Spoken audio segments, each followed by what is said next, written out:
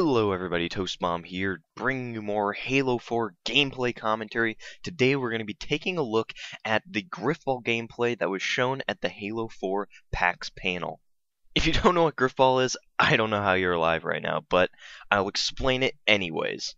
Now, it's basically two teams spawn on either side of this huge open room, and there's a ball in the middle, and you try to get the ball to the other side. Each team has a hammer and a sword. Very, very simple game type, but people have gotten extremely good at it and taken it to a whole new level where they're hitting the ball with the hammer to pass it to people across the room, shooting it back and forth, and having these really elaborate setups and strategies to plant the ball, and people have actually gotten ridiculously good at doing this.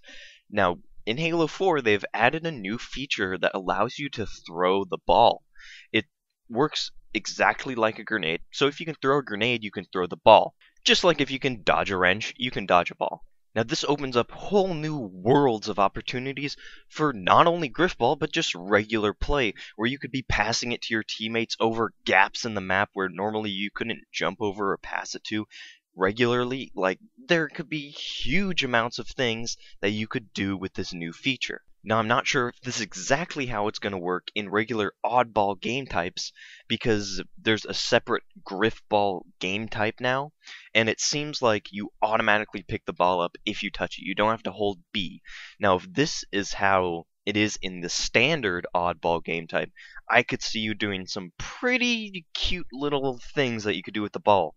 Like, if a guy's running straight at you, an enemy's running straight at you, you could throw the ball at him, and he would pick it up and be like, "Whoa, I have the ball," and get all confused, and then you could just shoot him and take him out.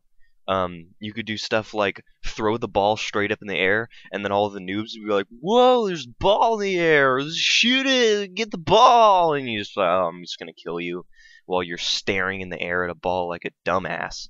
So you could do really cool, awesome things like that.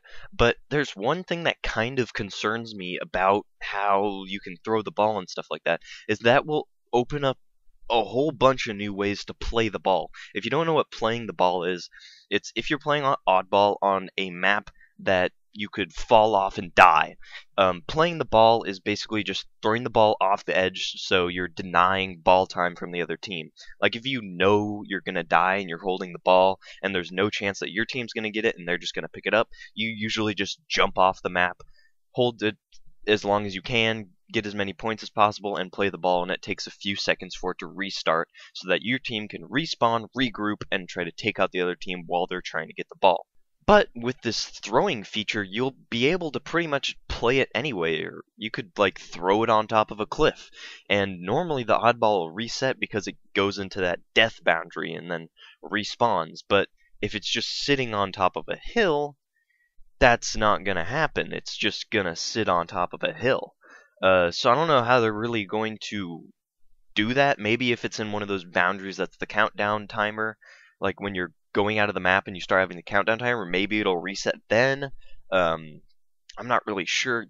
I'm kind of concerned about that, and I hope that it resets fast, even if it's not in some sort of death boundary, because it could lead to some really cheap tactics where the team's just throwing the ball on top of a hill, and then it resets like after a minute, and they just do it again, and they just make it turn into like a Slayer match, and they win by like 4 or 5 points, and that's just not really fun for anybody involved. So those are my kind of concerns about the oddball side. But hammers. Let's talk hammers. The hammers look awesome. They sound really cool too. I like that like really sharp little noise. I can't really make that mouth noise with the mouth. I can't make any noise with my mouth because I can't talk. Well, but yeah, they're awesome, and I like that you don't actually smash them and they just go flying. That was pretty comical and pretty funny, but I love how now it just looks like you just pummel them, just curb stomp their face into the ground, just and they just slam into the ground super hard, and I love that. That looks so awesome and so much more satisfying, because that's really what you want from the hammer. You're like swinging it way over your head and way down, and it just and they just get right in the ground. I can't even describe it with words. I just have to make these arbitrary sound effects. So I hope you guys know what I'm trying to talk about here. But yeah, the hammers look awesome.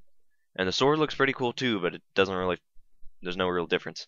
But yeah, that's going to do it for this video. If you liked the video, you can leave a like or a comment. If you really like the video, you can subscribe because I post new Halo videos every day. Thank you for watching. See you tomorrow. Bye.